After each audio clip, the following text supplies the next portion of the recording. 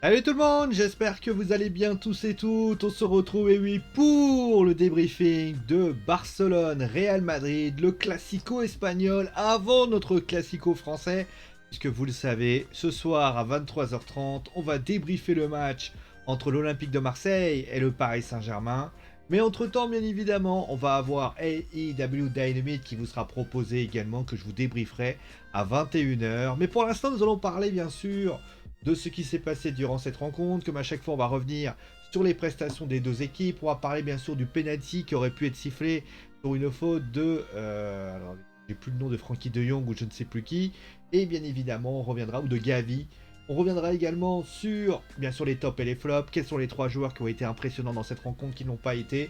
Et bien sûr, on reviendra sur le score final, puisque oui, le FC Barcelone n'a pas réussi à gagner ce match. 2-0, enfin 2 buts à 1 pour le Real Madrid. Et justement, on va revenir tout de suite sur ce qui s'est passé avec tout d'abord les compositions d'équipe. Avec tout d'abord dans les buts, Marc Ter Stegen dans les buts du côté du FC Barcelone. Une défense à 4 avec Jordi Alba, Eric Garcia, Gérald Piqué et Mingueza. Un milieu de terrain 3 avec Sergio Busquets aux côtés de Gavi et de Frankie de Jong. Et devant, pas de Kun Agüero titulaire. C'est Memphis Depay qui jouera sur le côté gauche. Alors il peut jouer aussi dans l'axe, hein. Il a joué un peu sur les côtés, un peu dans les deux systèmes. Ansu Fati qui sera lui en pointe, aux côtés de Sergio Dest, pour ainsi dire. Du coup, de l'autre côté, on a tout simplement Thibaut Courtois dans les buts. Une défense à 4 avec tout simplement Lucas Vasquez, Eder Militao, David Alaba et Ferland Mendy, le français qui est titulaire, et ça c'est très bien. Ensuite, on a un milieu de terrain composé de Casemiro, Kroos et Luka Modric, hein, le milieu de terrain, on va dire, expérimenté du Real. Et enfin, Rodrigo à droite, Vinicius à gauche, et enfin en pointe, on retrouve l'inévitable Karim Benzema. Alors, le Real et le Barça, au début, vont essayer un petit peu de se chercher. Ils font quelques petites choses de ci, de là. Et il y a une petite action, je n'ai pas pu vous la filmer parce que malheureusement l'image n'était pas très très bonne. C'est en fait Vinicius qui essaie d'y aller. Et en fait voilà, c'était Vinicius, pardon, excusez-moi. Et il se passe que il va pour essayer de vouloir passer. Et il est entre Mingueza et Eric Garcia. Et à ce moment-là, il tombe. Et l'arbitre, donc José María Sánchez Martinez, ne décide pas de penalty. Il considère bien qu'il n'y avait pas penalty. Alors, honnêtement, j'ai regardé l'action, j'ai essayé d'analyser, j'ai essayé de comprendre ce qui s'est passé. D'ailleurs, c'était la première action après quand même 20 minutes où il ne s'est pas passé grand-chose, hein, dans ce match. Et il se passe que, bah, on peut dire que concrètement, je peux pas vous dire s'il y a penalty. Parce que je trouve que le jeu... Mingueza arrive un peu vite, c'est vrai, mais il semble pas le toucher. Enfin, je vois pas de contact sur la jambe de Vinicius. Alors moi j'ai envie de dire, à partir du moment où tu seras supporter du Real Madrid, tu vas considérer qu'il y a faute. Et si tu es supporter du Barça, tu vas considérer qu'il y a pas faute. Voilà, concrètement il y a ça. Ensuite, 24e minute, il y a une action pour le Real Madrid où le Vinicius réussit à donner, qui se présente pour Ter Stegen. Ça aussi, alors par contre, je parle de cette action pour une raison très précise. C'est que c'est pas la première fois que ça arrive.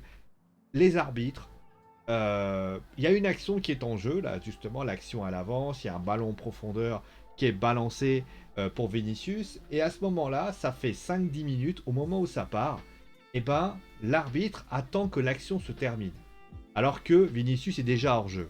Moi, ce que je peux dire, c'est que, alors là, on est bien sûr au début de saison, les joueurs ne sont pas fatigués, mais le jour quand il va y avoir des difficultés à réactiver, bah, une petite envoi comme ça peut entraîner. Moi, je pense que les arbitres doivent siffler à partir du moment où l'action a... Alors, je sais peut-être qu'ils vont faire ça avec la VAR en disant, voilà, on va confirmer et tout, mais à partir du moment où tu fais ce genre de choses, bah, désolé, mais à partir du moment où dans le camion, ça dit, voilà, il y a hors-jeu, il n'y a pas hors-jeu, mais sinon, ça considère que l'arbitre de touche ne sert plus à rien. Donc là, franchement, ça aurait été, on va dire, un peu bizarre de faire ça. Bon, bref. À la 26e minute, il y a une énorme action du Barça, c'est-à-dire que Ansu Fati réussit à donner qui dévie pour Sergio Dest. Là, clairement, il est devant les buts, il tire juste à côté. Bon, il nous fait une Benzema, mais bon, voilà. Enfin, une Kylian Mbappé, sauf que malheureusement, c'était pas aussi intéressant que ça. 29e, le Karim Benzema tente une frappe, ça finit au fond des filets.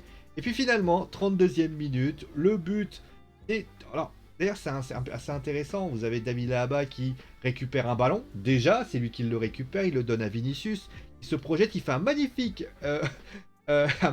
geste sur Mingueza qui le fait, qui change d'aile pour la donner à Rodrigo. Rodrigo qui redonne de l'autre côté pour David Alaba qui a fait toute l'allée, justement, il a fait pour arriver. La frappe est superbe, 1-0 pour le Real Madrid. Ensuite, il y a une tête de Piqué qui passe au-dessus. Toni Kroos qui tente une frappe, mais ça passe bien sûr à côté. Ansu Fati qui essaie d'y aller, qui tente une frappe, mais ça a été dégainé par David Alaba. 1-0 à ce moment-là. À la mi-temps, d'ailleurs, je ne l'ai pas signalé. À la mi-temps, Oscar Mingueza, en vue de ce qui se passait, a été tout simplement remplacé. Ouais, je ne voulais pas le montrer. Remplacé pour essayer concrètement, sans doute parce qu'il prenait le bouillon dans tous les sens, Mingueza. Ils ont préféré, voilà, tout simplement faire un système avec un vrai joueur offensif, pour ainsi dire. D'ailleurs, Coutinho qui a été plutôt intéressant, qui a essayé de proposer des choses.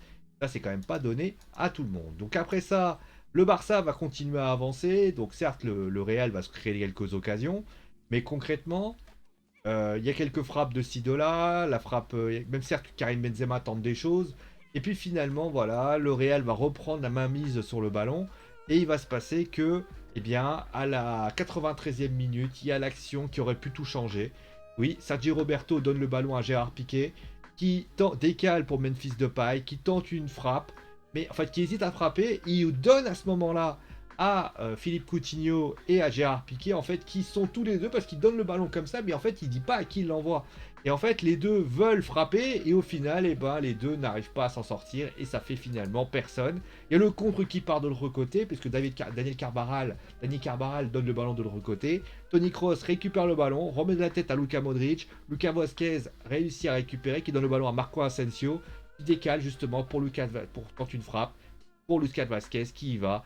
2-0. Alors certes, Sergio Agüero, à la 97e minute, marquera un but assez anecdotique, puisque quelques secondes après, eh bien, l'arbitre sifflera la fin de ce match, 2-1 pour le Real Madrid. Bon, alors, qu'est-ce qu'on peut dire finalement de cette équipe? Alors, on va commencer avec le Real Madrid, on va continuer ensuite avec le FC Barcelone.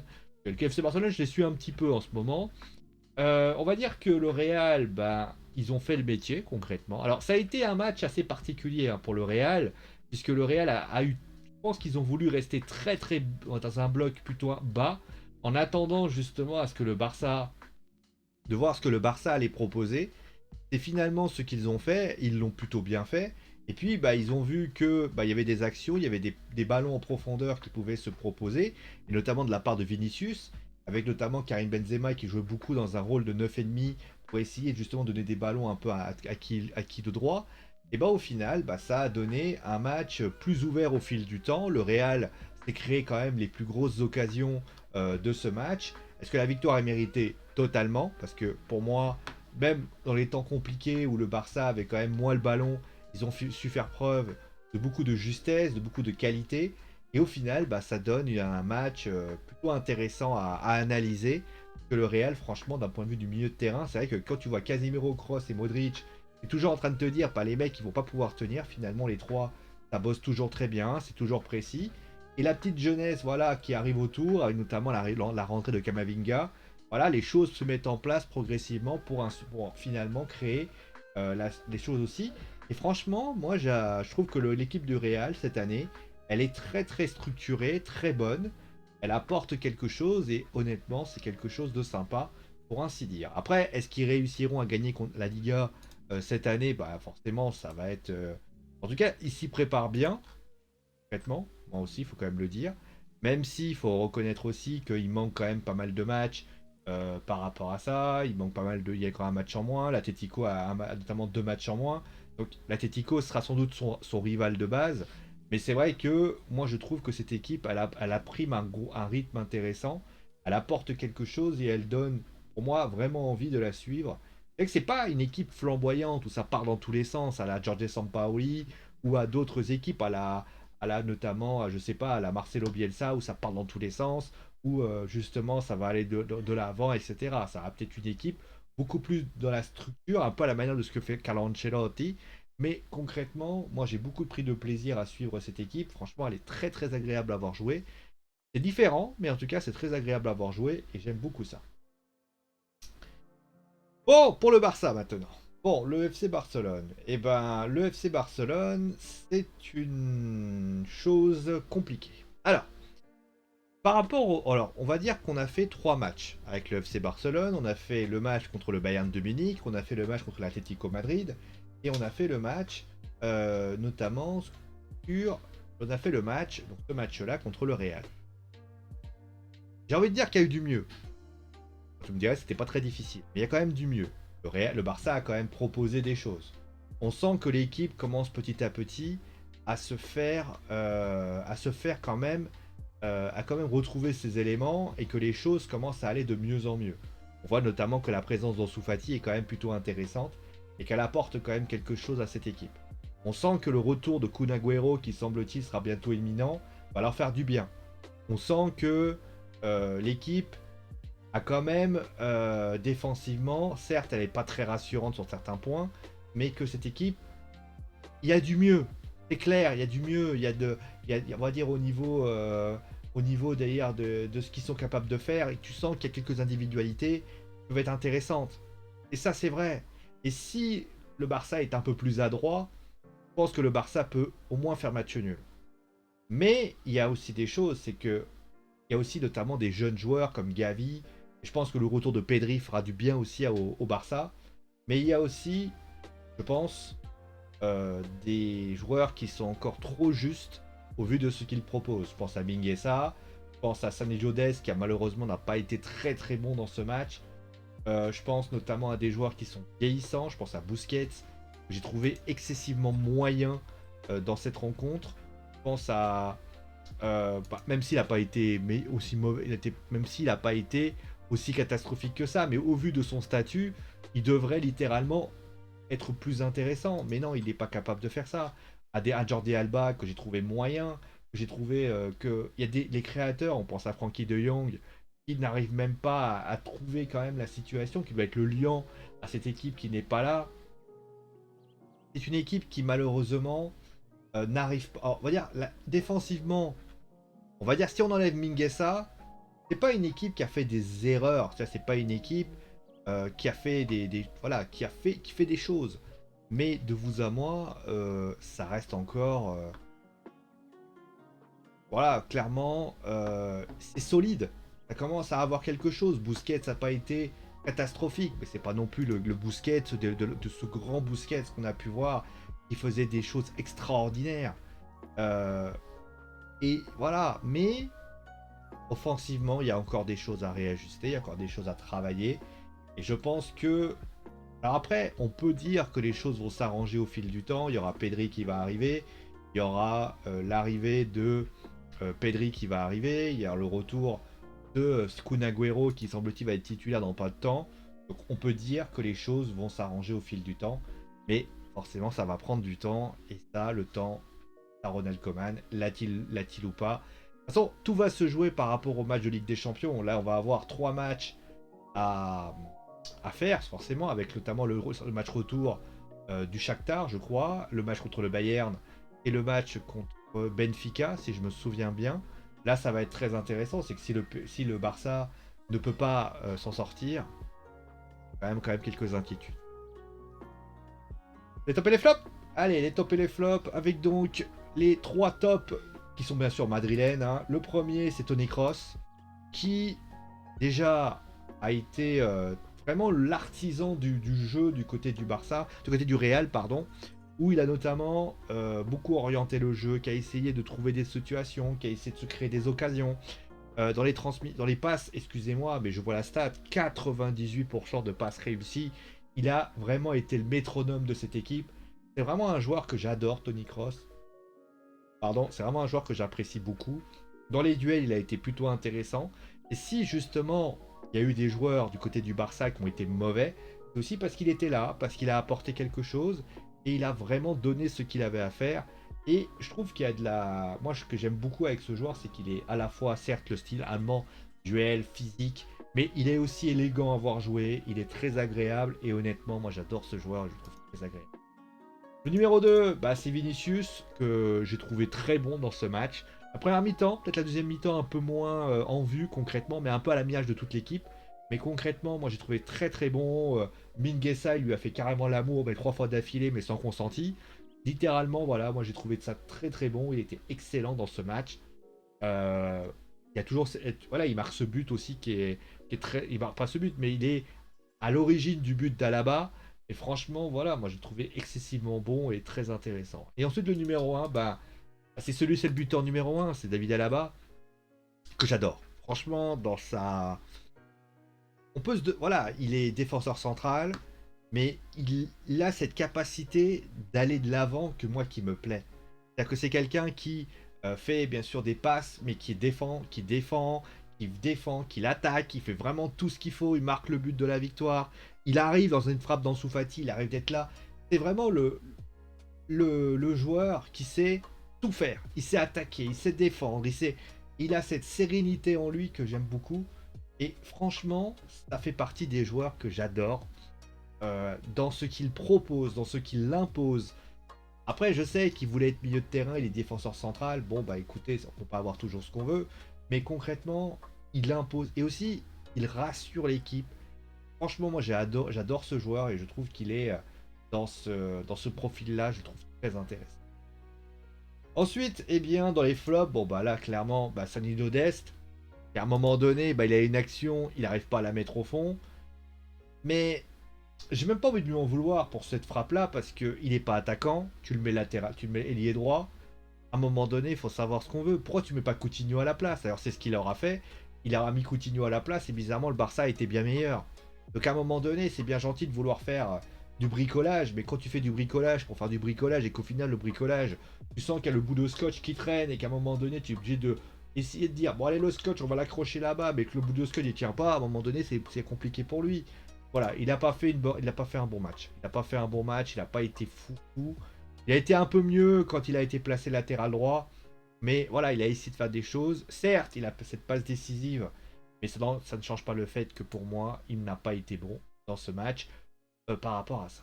Ensuite, il y a bah, Frankie de Jong. Je pense qu'il n'y a pas grand chose à dire sur Frankie de Jong. Que si vous l'avez vu dans ce match, vous m'appelez, vous prenez une photo et vous m'appelez. Parce que tout simplement, il n'a rien fait dans ce match. C'est intéressant de voir quand même qu'à quel point, tu vois, je comparais Tony Kroos à De Jong.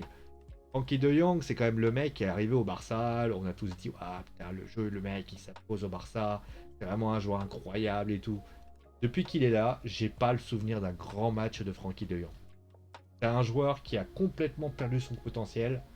Et c'est assez incroyable de voir ça. Alors je sais que l'équipe du Barça, c'est pas l'équipe du siècle.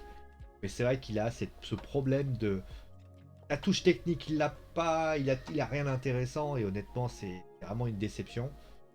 Après, il a tout son âge pour ça, mais quand tu vois ce qu'il propose sur le terrain, quand tu vois ce qu'il est, euh, franchement, c'est vraiment une déception.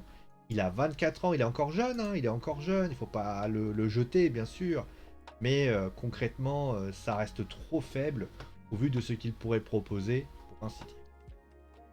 Et le numéro 1, bah, j'ai mis bah, Mingueza, parce qu'à un moment donné, bah, demandez à Vinicius ce qu'il en pense, il pourrait vous en parler pendant 10 jours. Mais il n'y a pas que ça, c'est à un moment donné, si tous les actions madrilènes venaient de son côté. Et s'il a été remplacé par Coutinho, c'est qu'à un moment donné, la situation était telle, ça ne pouvait pas être mieux. Donc voilà, c'est une rencontre compliquée pour lui. Et au final, voilà, donc il est le flop numéro 1 de cette histoire, pour ainsi dire. Voilà, j'ai pas grand chose à dire de plus durant cette rencontre. On va se retrouver bien sûr dans une vidéo qui aura lieu à 21 h. On va vous proposer le débriefing du show AEW Dynamite. Alors je précise pour information, je ne l'ai pas mis dans le planning, je préfère déjà vous le dire. Je vais sans doute parler de Becky Lynch et Charlotte Flair parce que c'est en train de monter dans les tours et justement, eh ben, j'aimerais bien vous en parler.